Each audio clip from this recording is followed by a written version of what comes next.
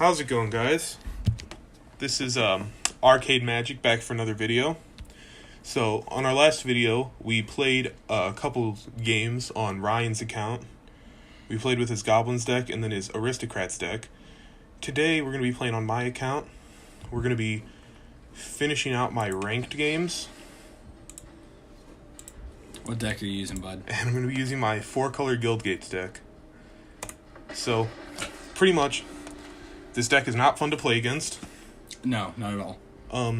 It's built to pretty much fuck shit up as fast as possible. And, I don't know, I've been doing pretty good with it. The key to what he said is that it has to be... Like this is the perfect opening hand. I mean, close to it. So, we're gonna go ahead and keep this. So yeah, like Gates Ablaze, it deals damage equal to the number of gates we control. And how many of your decks are gates, bud? I have 24 guild gates in the deck, so pretty much I get out like a guild summit or Gates Ablaze. Oh, we're playing Merfolk. This might be the perfect keep. Alright.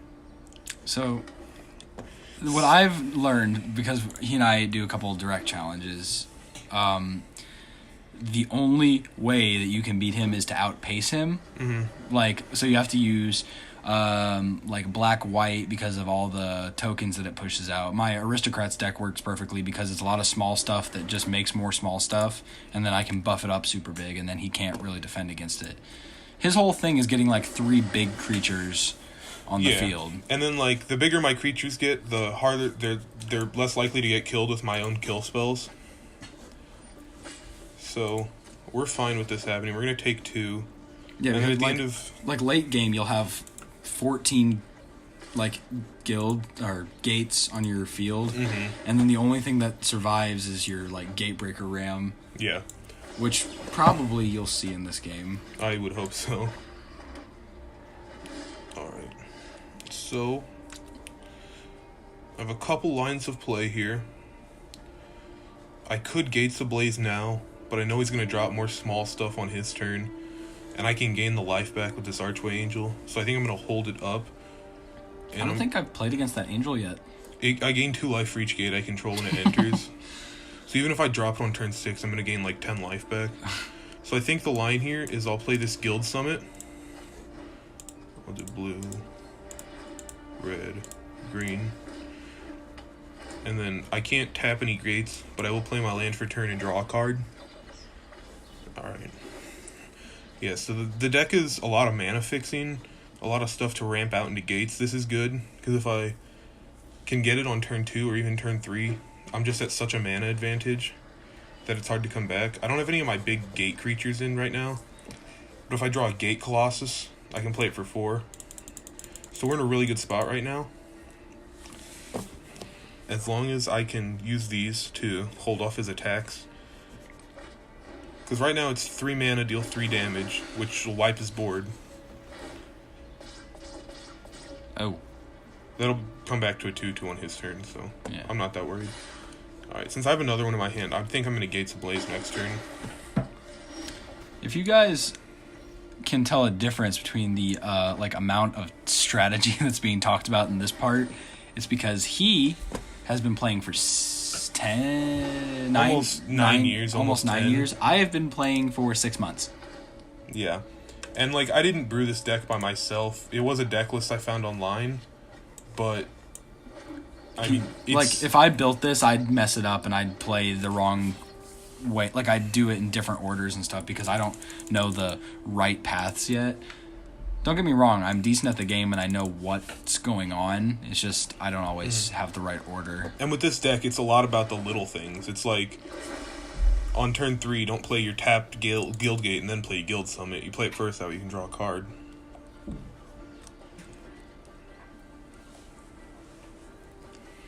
Alright, so he's playing a Riverwise Augur. Pretty much gets a Brainstorm here. Putting 2 back. Alright, he put the 1/1, or the guy that gets buffed with other merfolks back. It's not revealed. That's just good knowledge. So I'm going to play this Guildgate on my next turn, and then I can gain 10 life back, so I'll be at a uptick. So I'll draw my card for turn. Ooh, okay. Alright, so I'm going to pass the turn here because I can do double growth spiral on the end of his turn. I could Circuitous Root? I don't know how to pronounce that first word. Oh, let me see it. Circuitous Root? That sounds right. Yeah. Yeah. Yeah. Or I could... Ah. If I do this, and I can still do that at the end of his turn. That's fine. And I'll have a blocker at least. I think he's getting the idea of not to spam the field, though. Because, he couldn't have really played much else. Alright, I'm going to keep that on top. Because that's a really good card. We're going to pass turn now. At the end of his turn, we can draw our card, which will be the Gatebreaker Ram. So, really, we're getting card advantage since we know it's going to be on top. And this is my last game. If I win this, I'll be in gold. Which, it's not that big. It's not like mythic or anything, but... Gold's not bad. This is the first season I played ranked. Because I had to do a whole thing to download the game on my Mac. Yeah, right now we're currently playing on my PC just for convenience sake for videos and stuff. Yeah. Alright, so... I wouldn't. No, I'm going to trade it off here because when I Gates Ablaze, it's going to die anyway. So I might as well not take the damage. Unless he has a buff spell. You're still going to Growth Spiral at the end of his turn? Yes. Yeah, Alright, so I should have seen that better. But we can still kill it on his turn. Oh. You didn't have enough mana for it? Alright, so since we drew another Gates Ablaze, I'm going to wipe his board here again. And then I'll drop my Gatebreaker Ram. So this is one of the big key combos to the deck. It's just a 3-mana 2/2. But in a deck like this, where I run a lot of Guild Gates, it gets +1/+1 for each gate I control. And then if I have 2 or more gates, it gets Vigilance and Trample. So most of the time I play this, it's going to be a 7/7, 8/8, 9/9. And it gets bigger every turn. Yeah, you want to do it? So he only has one card. No, but there have been times where he and I have played against each other where his Gatebreaker Ram is like a 17/17. Yeah, and at that point it's almost impossible. But I have a lot of kill spells in my deck, so all right. It is not impossible to beat this deck. So I think this is the best draw I could have had against Merfolks with all 4 of my Gates Ablazes coming out.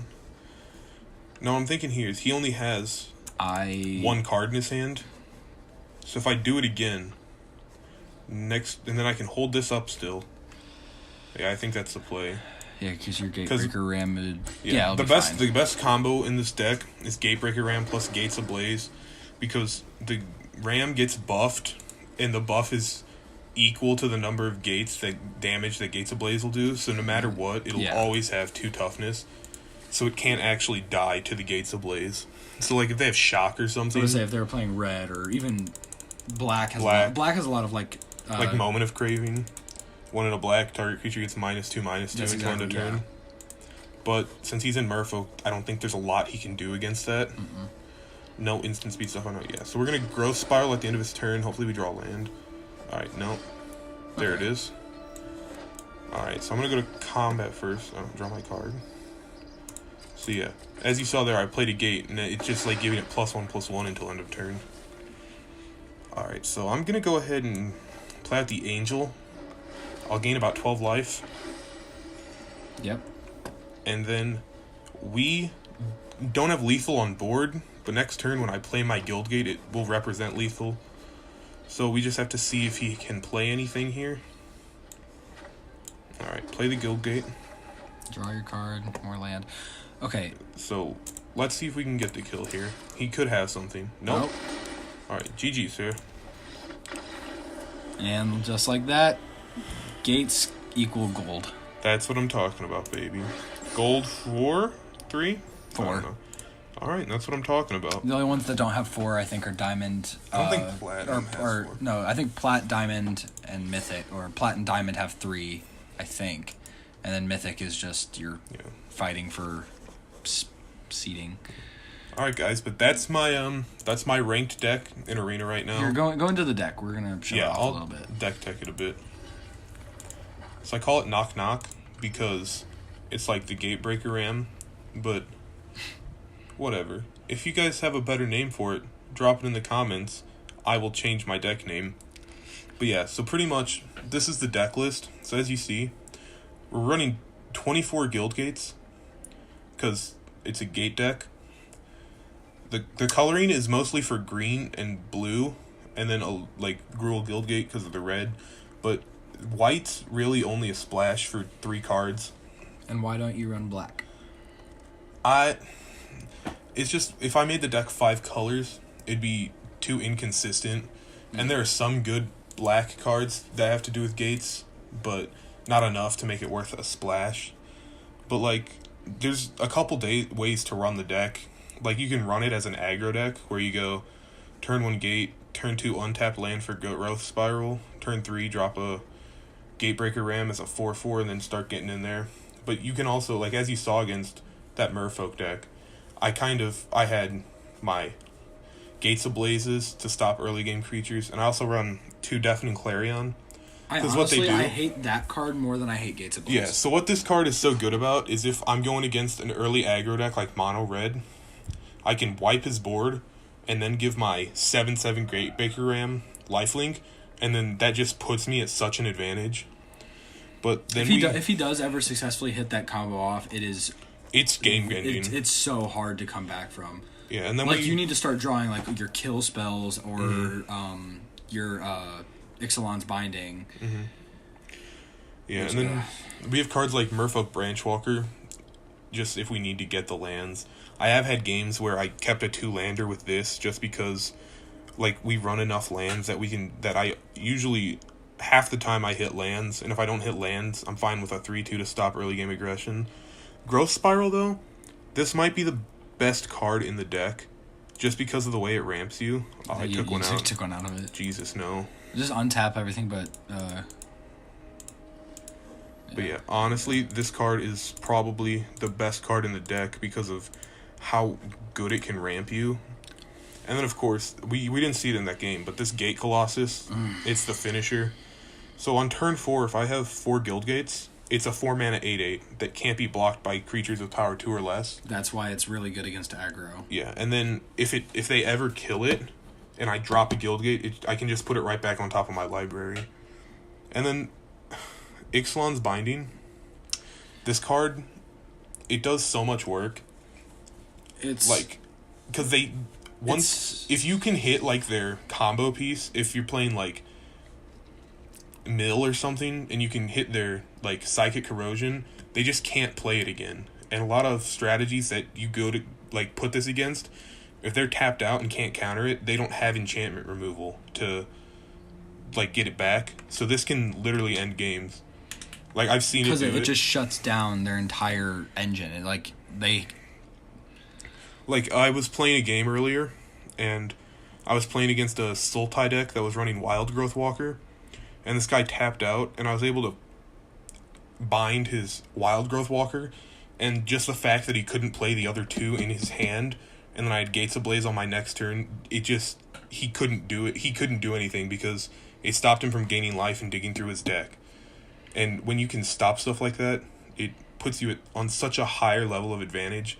And if you don't have Ixalan's Binding, you can always run Hieromancer's Cage or Seal Away, which are... They're fine. They're fine, but Seal Away only hits creatures, so it's not as good. But Hieromancer's Cage...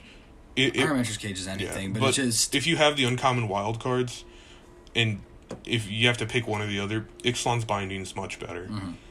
And then we have Banefire in case I run out of gas late game and they're like 5 or 6. Yeah, he kind of because you can get so much mana out with the routes and the he just always uses the Banefire at the end of the game to take away my 3 remaining life, even though I don't have any blockers. And even if they're at 3, if you can, always put Banefire above 5 if it's like your last kill. That way they can't do anything about it.